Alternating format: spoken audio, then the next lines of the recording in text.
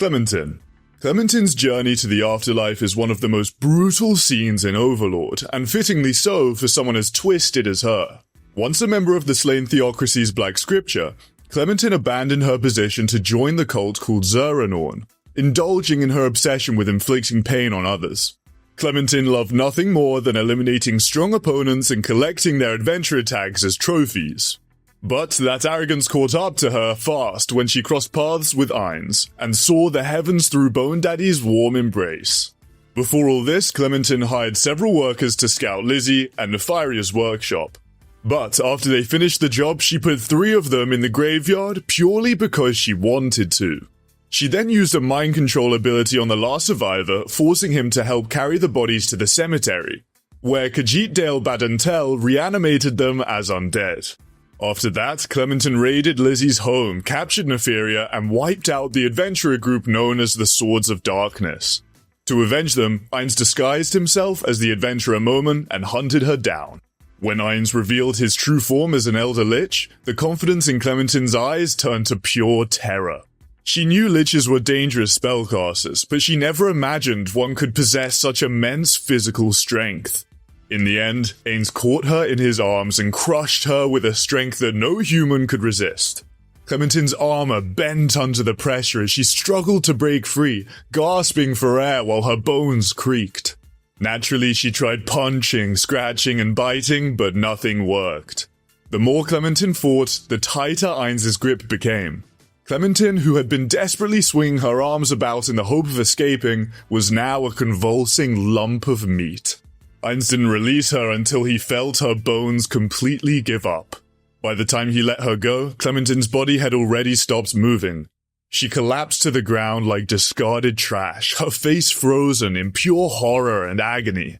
Just like a deep-sea creature dragged up to the surface too fast, her insides were forced up into her mouth. After Ainz eliminated Clementine, her body was taken into custody by the mayor and officials of Erantal and stored away. However, it didn't stay there for long. Her body later disappeared without a trace, along with the bodies of several other Zeranorn members.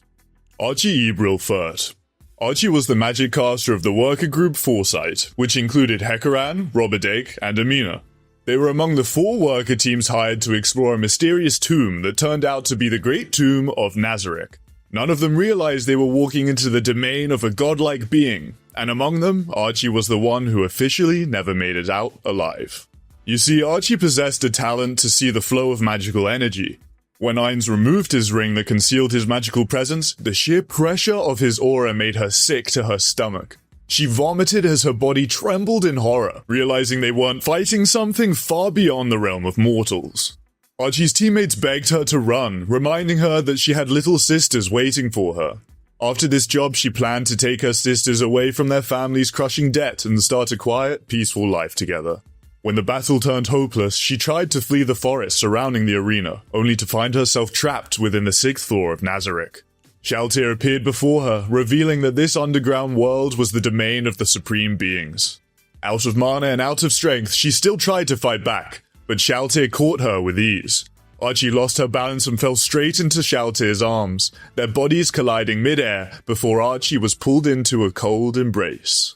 Shalltear buried her face into Arche's neck, and in that moment, Arche felt no pain, but shame. As a worker, she was used to dirt and exhaustion, yet being smelled by such a beautiful and youthful girl made her feel small and powerless. When Shalltear's crimson eyes locked onto hers, Arche froze. Her body simply refused to move, paralyzed by fear and the vampire's presence. Shalltear leaned in and licked her cheek. A wave of disgust ran through Arche as she stared back into those crimson eyes, which were burning with desire for her body. Arche's thoughts drifted back to her beloved twin sisters. That was the last image in her mind before she fainted from shock at seeing Shalltear's true vampire form. Following Ainz's order, Shalltear eliminated her painlessly while she was unconscious. After her death, her body was later distributed among Nazarek's denizens. Her head became part of a silk hat. Her arms were given to the dead man's struggles. Demiurgus took her skin. Her remains fed Grant's children, and Intoma claimed her voice. As for her friends, let's just say their fate inside Nazarek makes hers look easy. Stick till the end to find out what happened. In the web novel, Arche became Shalltear's so-called pet. As a former noble, she also taught Ainz how to dance at balls and the proper manners that come with it. Her main job was to quote-unquote comfort Shalltear, and she even directly asked Ainz for permission to let Shalltear take her chastity. Luckily, she was given the privilege to live in a log cabin on the 6th floor with her sisters. Ainz also told her that if she worked for him, he'd reward her accordingly, and that someday she and her sisters might even be released from Nazarick. Re-Estize Army. The Re-Estize Kingdom army was one of the largest human forces in the New World. During the tragic battle at Khazit Plains, their army had 245,000 men in total.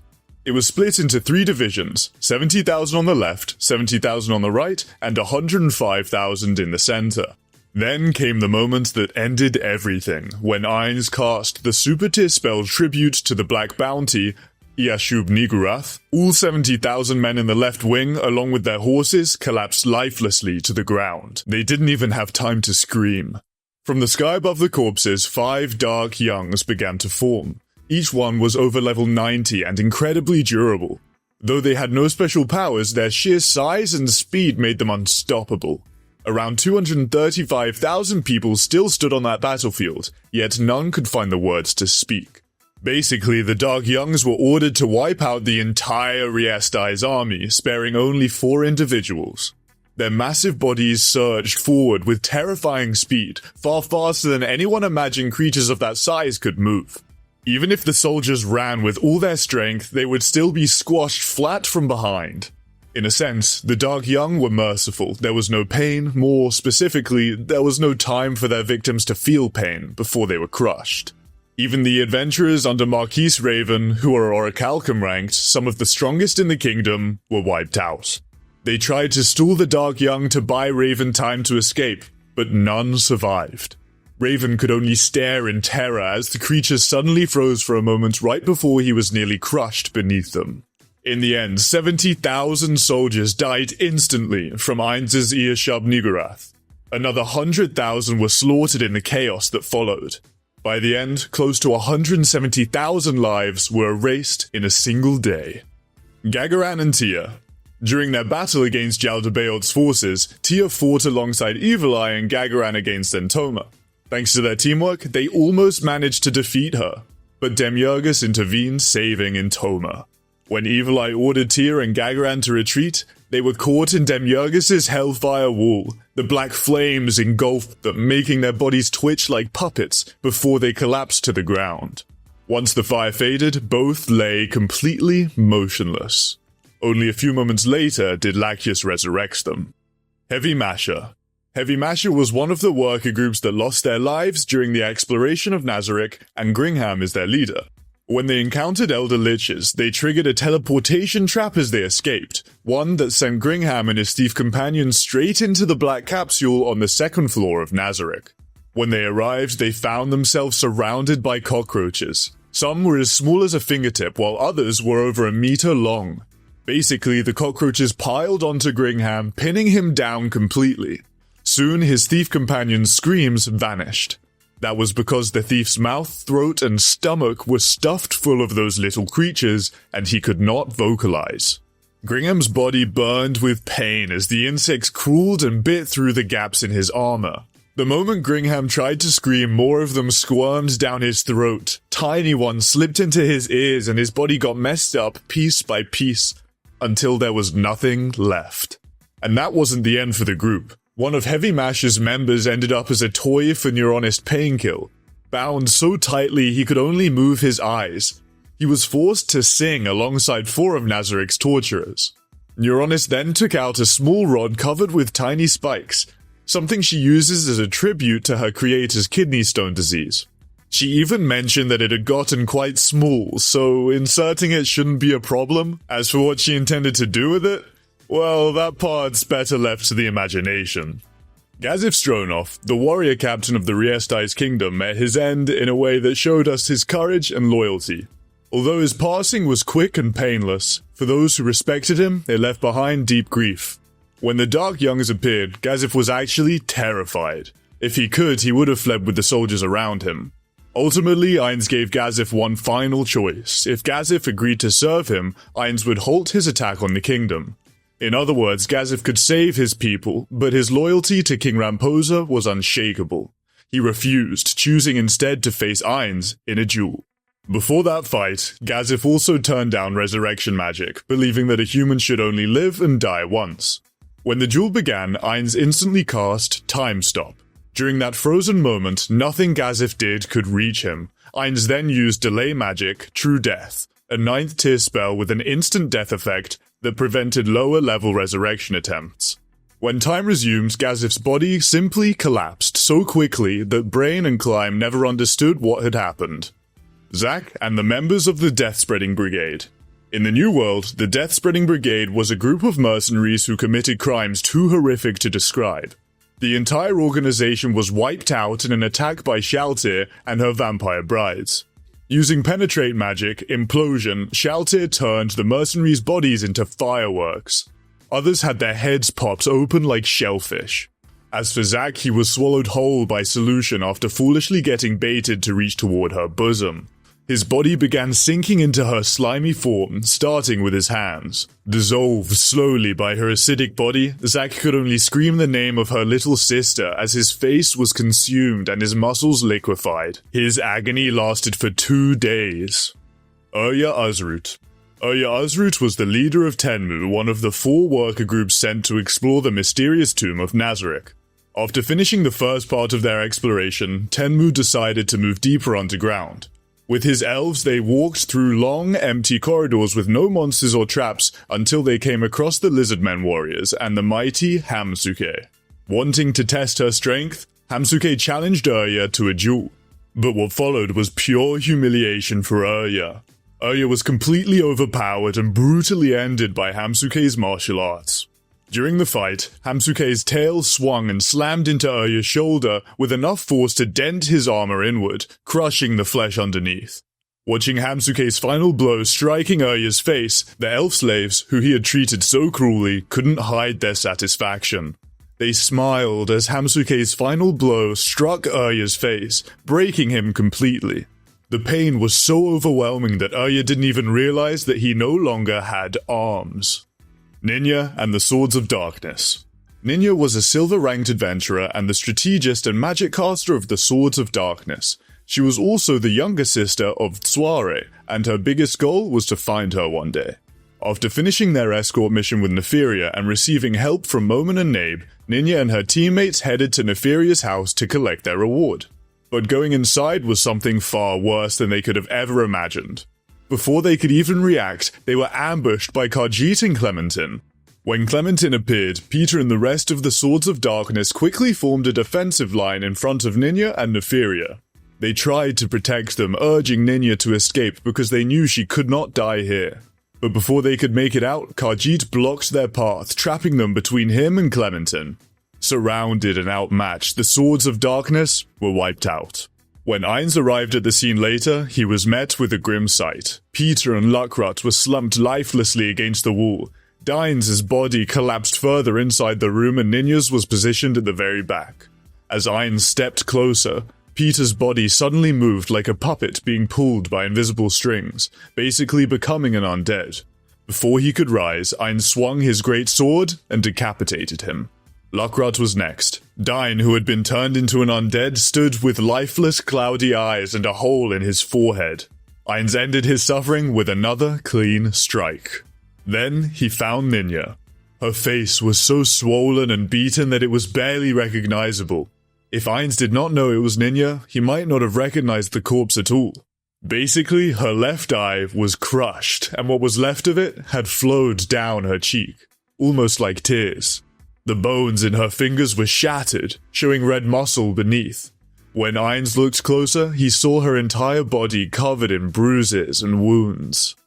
Olasidark Haliliol, better known as Hejinmol's father, was the White Dragon Lord. Due to his draconic greed, Ainz ended him with his favorite spell, Grasp Heart. As the name suggests, Grasp Heart is a 9th tier spell that telekinetically crushes the opponent's heart, causing instant death. When used on the Dragon Lord, Olasidark's body slumped powerless to the ground. In real life, when part of your heart can't pump blood, it can cause discomfort, squeezing, heaviness, or crushing pain. This pain often starts in the chest and can spread to the arms, shoulders, neck, jaw, back, or even down towards the waist. Victims of Ainz's grasp heart experience this same agonizing fate. Their bodies ripped apart from the inside as their hearts are destroyed. If you want to know why Grasp Heart is Ainz's favorite spell, check out this video where we explain every S tier spell of Ainz Ooal Gown in just a few minutes. Dragon Hunt. Dragon Hunt was one of the worker groups that entered Nazarick. After exploring several smaller tombs, their leader, Parpitra, sent other worker teams ahead to test for traps or hidden dangers. Once those teams went deeper, Dragon Hunt stayed behind to scout the surface for a while longer.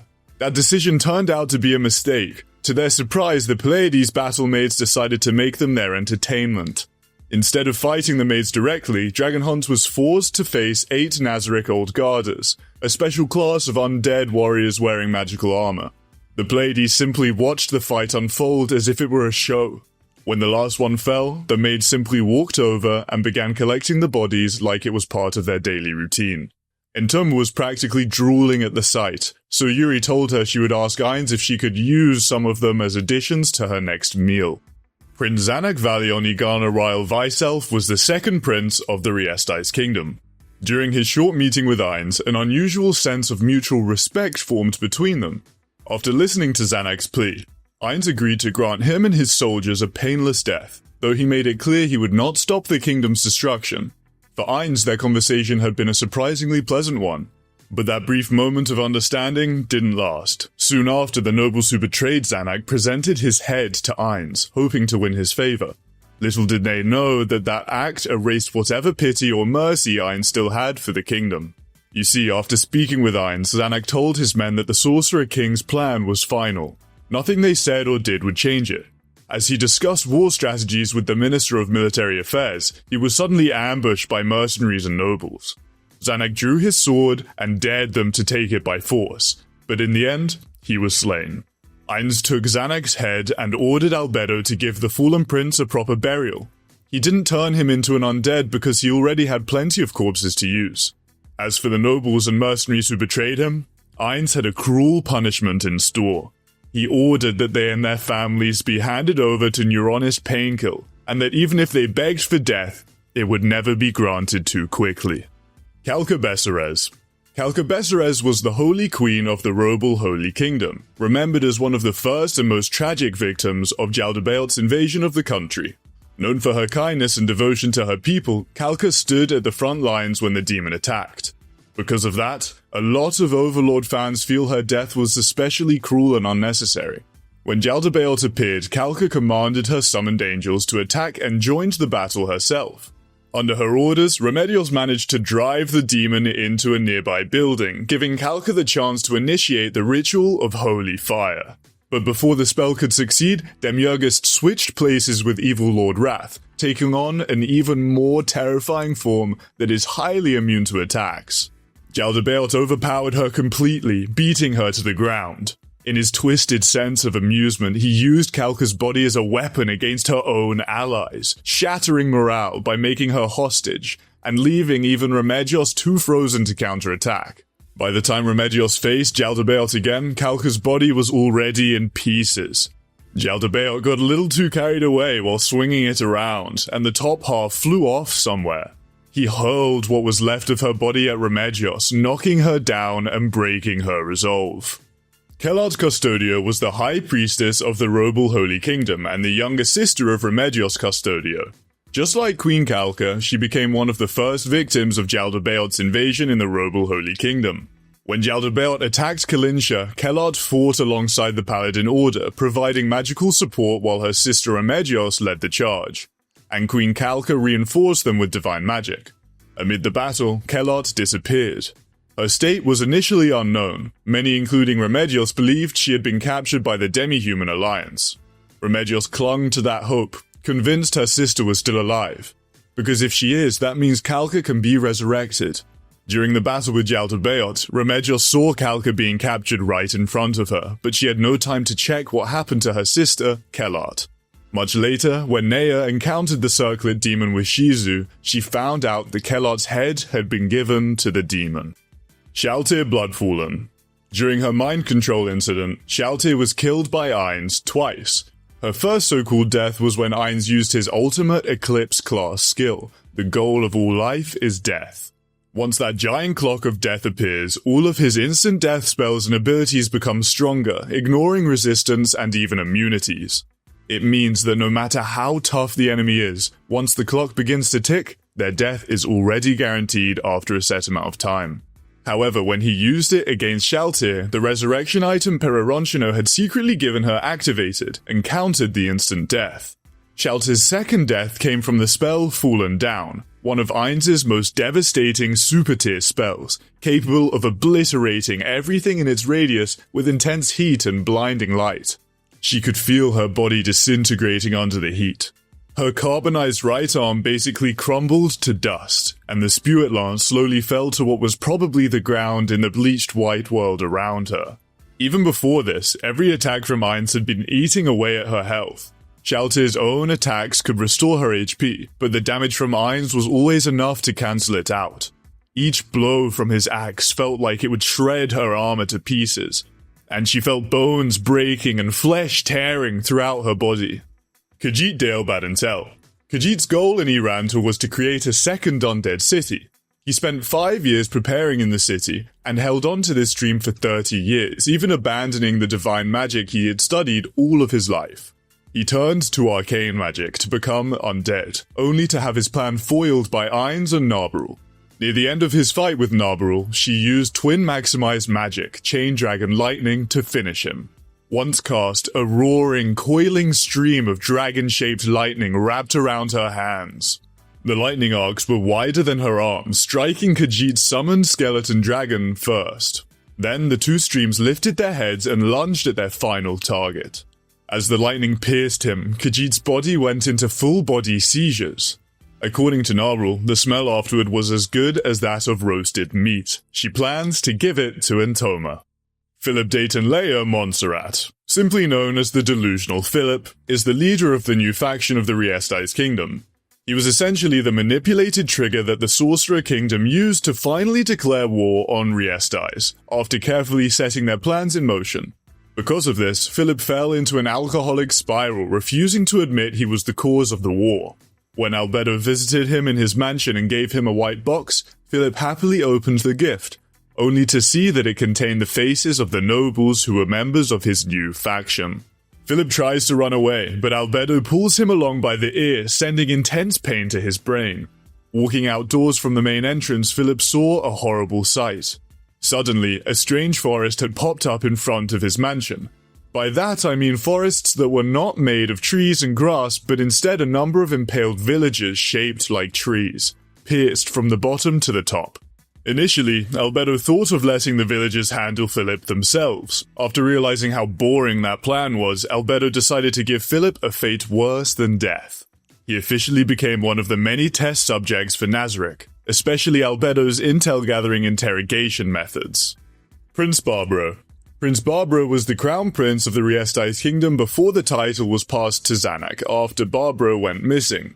Before the big event at Katsi Plains, Barbro ordered his army to conquer Karne, but General Henry's newly summoned goblin army easily defeated them. With just a single contact with the enemy, Barbro's forces had been crushed in an instant, and he had no choice but to flee in defeat. His soldiers had been destroyed so fast it was as though they had melted away. In Barbro's present state, there was no way he could rush to the Katsi Plains and take part in the battle against the Empire, as it would mean he would be a laughingstock for the nobles. Just then, Lapis Regina ambushed Barbro and the troops that retreated with him. She summoned level 43 Redcaps goblins to exterminate Barbro's troops. Even though Barbro ordered his soldiers to protect him, all of them are so traumatized that they cannot even restrain themselves from running away. Naturally, the fleeing masses soon shout their final screams. As for Barbro, Lapis Regina toyed with his life, repeatedly damaging his HP and then healing him before it could reach 0. It took 30 minutes before she finally granted him permission to die. Nigun Gridluin was the captain of the Sunlight Scripture, tasked by the Slain Theocracy with the mission of assassinating Gazef. During the mission, Nigun's plans were completely foiled by Ainz and Albedo. Ainz effortlessly survived the Dominion Authority's Holy Smite and even swallowed the Dominion Authority itself with a black hole spell. Moments earlier, their Principality of Observation had been engulfed by black fire so intense that Nigun could feel the heat even from a distance. Naturally, Nigun and the Sunlight Scripture fell into despair. Nigun was literally holding back tears as he begged Ainz to spare him. As a final act of mercy, Ainz promised to eliminate them without drawing out their suffering. Nigun and the members of the Sunlight Scripture who were still alive were sent on a field trip to Nazaric's frozen prison, planned to be interrogated by Neuronist. It was also decided that their bodies would be used for various experiments. While Nigun died during the interrogation, the others also perished and were turned into materials for Ainz to summon undead using his skills. In addition, the members who had been disguised as knights from the Baharut Empire were sent to the treasury. Brain Unglaus. During the Sorcerer Kingdom's final invasion of the Re-Estize Kingdom, Brain roamed the streets planning an ambush on Ainz. When he encountered Cocytus, he abandoned his ambush entirely and decided to make Cocytus pay for ruining the streets with his memories of Gazef, Claen, and the children he had trained. Even after using his true nail clipper move, enhanced with his martial arts skills, Brain's blade could not reach Cocytus. Instead, he was struck by Cocytus's god-slaying Emperor Blade. Cocytus considered forcing Brain to become Ainz's subordinate, thinking it a shame to kill such a fine warrior. Seeing Brain's resolve, Cocytus chose not to dishonor him, despite the advantage of having brought him into the Sorcerer Kingdom. Cocytus believed his creator, warrior Takamikazuki, would approve of this choice. In doing so, Cocytus essentially betrayed Nazarick. He then took Brains' katana and ordered the Frost Virgins to freeze his body. If you're wondering why warrior Takamikazuki would have approved of Cocytus' decision, you might not know who he really is yet. To learn more about him and every supreme being in Overlord, check out this video where we reveal everything we know in just a few minutes. Pavel Baraha and Orlando Campano were members of the Holy Kingdom's 9 colors. Pavel and his squad were completely obliterated by Demiurgus' Meteor Fall. As a 10th tier spell, its destructive power left no chance of survival. Crushed beneath a giant rock, Pavel's last thoughts were of his wife and daughter Nea before he died. Seeing Pavel's fate, Orlando charged at Demiurgus. Based on the information Demiurgus had gathered, Orlando could unleash a special attack far stronger than usual, but it came at the cost of destroying his own weapons. He carried a sword in each hand, with several more strapped to his waist. Using command mantra, Demiurgus forced Orlando to end his own life with his own weapons. Gogin was the 8th generation martial lord of the Baharut Empire. In his duel against Ainz, he wagered that if he won, he would be allowed to absorb Ainz and become stronger. During this fight, Ainz repeatedly struck Gogin with negative energy touch, a skill that damages physical abilities and lowers strength and dexterity. The more Ainz touched him, the weaker Gogin became. He also struck him with a stiletto, throwing off Gogin's balance and movements. Using Despair Aura, Ainz briefly applied a fear effect before cancelling it almost immediately. This left Gogin's mind and body out of sync, making him feel as if he were paralyzed. In his final moments, Gogin begged Ainz to show even a fraction of his true power. As he swung his weapon down, Ainz plunged his stiletto into Gogin's unresisting chest and released the spell imbued within. True to their bet, Ainz later resurrected Gogin as his subordinate. Nazam was one of the Empire's 4 knights known as the Immovable.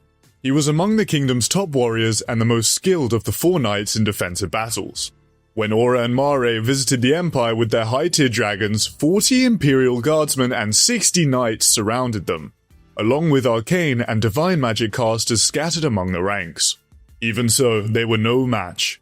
Mare called forth an earthquake in the courtyard, and everyone, knights, guardsmen, and magic users except for the airborne Fluder, was swallowed by the trembling ground. The knights who had just been gathered in the courtyard, including Nazami, were all buried as the earth reformed itself above them. Kaire was the user of the world item Downfall of Castle and Country, which she used to brainwash Shalltear. But before she could give Shalltear orders as she took over her mind, Shalltear managed to strike back. With the part of her consciousness still intact, Shalltear throws a purifying javelin at Kaire and the Black Scripture with full power. Cedran, who had been protecting Kaire and Beaumarchais, died from the attack. Kaire survived, but her wounds healed slowly due to Shalltear's Cursed Knight class, which inflicted cursed injuries that low-level healing spells couldn't mend. By Overlord Volume 10, Kaire had completely succumbed to her injuries. Staffan Heivish was a former operative of the Eight Fingers. In the middle of his attempt to cross a woman's boundary, Sebas arrived and slapped him repeatedly. When Staffan tried to call for help, Sebas revealed that all the clients and staff in the area were either dead or unconscious. Even if anyone had woken, Sebas had already broken their arms and legs. With a single kick from Sebas, Staffan was racked with excruciating pain. In the end, he slowly died, suffering unimaginable agony in his abdomen. Succulent was a member of Six Arms who once disguised himself as Tuare. He had been kicked in the groin by an iron boot. Even though he wore a protective cup, Claen could still feel something softer forming inside it. Claen then finished him with a cleaving strike to the head. The maid uniform Succulent wore was soaked in red and torn badly. The remaining members of Six Arms were also silenced in brutal ways. Zanac was essentially one-punched by Sebas, who was enraged that Zanac had proclaimed himself the Undead King. His head flapped through the air as his non-existent wings twitched. Edstrom, known as the Dancing Scimitar, suffered a similar fate when Sebas landed a hand chop imbued with his ki. After witnessing the deaths of their comrades, Peshuran and Malmvist attacked together, but their strikes were useless against Sebas. Both of their heads ended up transforming into fireworks. One of the most painful deaths was that of the leader Zero. After dealing with his subordinates, Sebas faced Zero and struck him with an axe kick. Zero fell to the ground pulverized and shattered as if crushed by a several hundred-pound weight. Vesture Claen was a retired adamantite adventurer and the teacher of Gazef, making him one of the strongest warriors in the New World. Unfortunately, Vesture met his end when he encountered Aura while guarding the Magician's Guild, where the Armageddon Evil prototype was stored. Before Vesture could even introduce himself, Aura fired a lightning-fast arrow that struck him down. She then ordered her magical beast to annihilate Vesture's disciples. King Ramposa III. After Claen hid the kingdom's treasures that symbolized kingship in a secret basement, he returned to the castle to find the king lying lifeless on the floor. He had been stabbed by Renna with the Razor Edge, Gazef's former sword. Claen. After seeing the tragic scene, Claen was naturally furious, believing that Renna had been mind-controlled. The moment he broke free from Demiurgus' control, he grabbed the Razor Edge and charged straight at Ainz, thinking he was avenging Renna. Claen remembered Ainz mentioning that the Razor Edge could potentially kill him. Activating his martial arts and the ring that boosted his combat abilities, he thrust the sword towards the red orb in Ainz's stomach, a world item, believing it was his weak spot. Naturally, he was wrong. In the end, Ainz obliterated his non-existent plot armor with Grasp Heart, and Claen felt excruciating pain as if his body were being ripped apart from the inside. When he opened his eyes again, Claen found himself alive in a room with Renna. He had been resurrected, only to live under the Yandere princess's control for, you guessed it, as long as she wanted. Gu was a giant war troll who once ruled the eastern Tob Forest. His painful death came when he challenged Ainz to a duel. He and his minions were wiped out by Ainz's Despair Aura 5, which causes instant death. The trolls, ogres, and Gu went limp, collapsing like puppets with their strings cut. Before that, Ainz toyed with Gu, shattering parts of his body with his staff. Thanks to his regeneration, Gu could even come back to life after being reduced to mincemeat. Still, the pain was very real. After his death, Gu was resurrected as a troll zombie. Quagoa Genocide. The Quagoa Genocide was a mass execution of the united Quagoa clans carried out by Shalltear and Aura. Shalltear and Aura basically smashed every charging Quagoa in a single blow. During the attack, Aura used her world item, Depiction of Nature and Society, to trap everyone inside the cave in a painted world. With Shalltear's attacks, the charging Quagoa were sent flying through the air. Their bodies were transformed into meaty chunks raining down on their comrades. Following Ainz's orders, Shalltear and Aura finished off the Quagoa. Out of 80,000, only 4,000 males, 4,000 females, and 2,000 children were left alive. Over 60,000 battle-ready Quagoa fought, but they were basically obliterated. Lizardmen Chieftains. During their battle against Cocytus, the Lizardman tribal chiefs and Zariuzu were all killed, only later to be resurrected by Ainz as subordinates for Nazarick.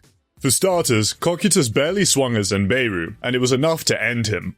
Sakyujuju wasn't so lucky either, taking a piercing icicle directly to the chest, 2 more in the belly, and 1 to the right thigh.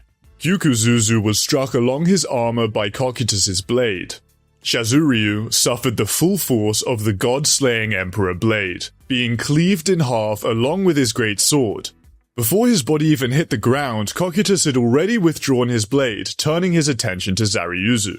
In the end, Zariuzu suffered the same experience after his surprise attack failed against Cocytus's skill, which nullifies weakly enchanted weapons. On top of that, he endured hits from Cocytus's active and passive abilities, including a swing of his spiked tail that sent him flying like a baseball. Decem Hogan, the king of the elf country, suffered one of the most brutal deaths among New World leaders. As the son of a player from the 8 Greed Kings, he was among the most powerful beings in the world. Despite his strength, Decem's country was basically doomed during the Theocracy's attack, especially due to Decem refusing to provide proper help to his kins. In his twisted pride, Decem invited Aura to build an entire elf population with him, and planned to give Mare partners so he could do the same. Hearing this perverted scheme aimed at the NPCs his friend had entrusted to him, Ainz could not hold back his urge to send Decem to the afterlife. As their battle reached its climax, Ainz struck Decem with Reality Slash, inflicting a level of pain he had never experienced. Even with his skill, Mercy of Shoria Robusta, the wounds burned and throbbed as they slowly healed. Ainz taunted him, claiming he would spare Decem's life and guarantee his safety if he surrendered and handed over his precious items. But pride would not allow Decem to beg. Wounded and with barely functioning legs, he tried to flee. The pain in his chest and overwhelming fear numbed him to everything else. But only a brief moment of relaxation revealed the full agony coursing through his legs. Of course, Ainz's offer was a lie. As Decem attempted to escape for good, hoping to rebuild his life elsewhere, he ran into Zeshi, who had already annihilated the women in his room. Mistaking her for Aura and Mare's mother, he tried to flee again, but Zeshi, his own daughter, caught him instantly. Zeshi pressed him down with her feet, slowly increasing the pressure. The sound of his innards creaking filled the air as the weight on his chest grew unbearable. Seconds passed, his bones gave away, and Decem's death came as his chest was utterly crushed beneath Zeshi. Among those in the New World who crossed Ainz and the Sorcerer Kingdom, many suffered fates far worse than death. Some of the most brutal involved the remnants of Foresight. After their defeat by Ainz, Hekarand and Imina were thrown into the large hole to serve as new nests for Gashoku Kachuo. According to Kugane Maruyama, both were noted to be gaining weight afterwards, a sign that the parasites had taken hold. Robidic met a different kind of torment. Invited by Ainz to serve as a human test subject, he became the focus of experiments involving the Control Amnesia spell. Though still alive within Nazarick, Robidic lost the ability to speak coherently, reduced to a living tool for Ainz's experimentation. Humans and demi-humans captured and sent to Demiurgus's ranch suffered equally dark fates. Assisted by Pulcinella and Nazarick's torturers, Demiurgus used them to breed a creature called Arbelion Sheep, harvesting its skin to create materials for magical scrolls. According to the head librarian, these skins were used for low-tier spell scrolls, but the source of the material was actually humans. To maintain production, the victims were continuously healed throughout the process, trapped in an endless cycle of suffering. Antolin Heron Fouché, better known as Zeshi Zetsume, suffered a painful fate after ending Decem. She confronted Mare, who had been tasked by Ainz to pursue Decem, and the two clashed in battle. During the fight, Mare cast Phoenix Flame, a self-resurrection spell that protected her from Zeshi's death, through Soshana's scythe, and goal of all life is death. On top of that, Mare unleashed Petite Catastrophe, a spell so powerful it surpasses even super-tier magic. The attack struck Zeshi but did not end her due to her massive HP. Mare offered Zeshi a chance to surrender, promising not to cause her pain and guaranteeing her safety, but Zeshi naturally refused. Though she survived the attack, she was taken to the Sorcerer Kingdom and interrogated by Neuronist. Mare stayed present to ensure Neuronist could proceed smoothly as Zeshi's strength made the process difficult. Conventional methods proved ineffective, and even neuron probes struggled to access her brain properly. Neuronis had to resort to secret and unpleasant methods better left undescribed. Thanks to Neuronist's knowledge of elven biology, she was able to gain the access needed, gathering critical information that would later play a big role in Ainz's decision to wage war on the Theocracy. Zeshi's current state after the interrogation has not been confirmed yet. Which death do you think was the most painful or disturbing to watch? Comment your pick below, and if you want to see more Overlord Simply Explained, click the video on your screen now.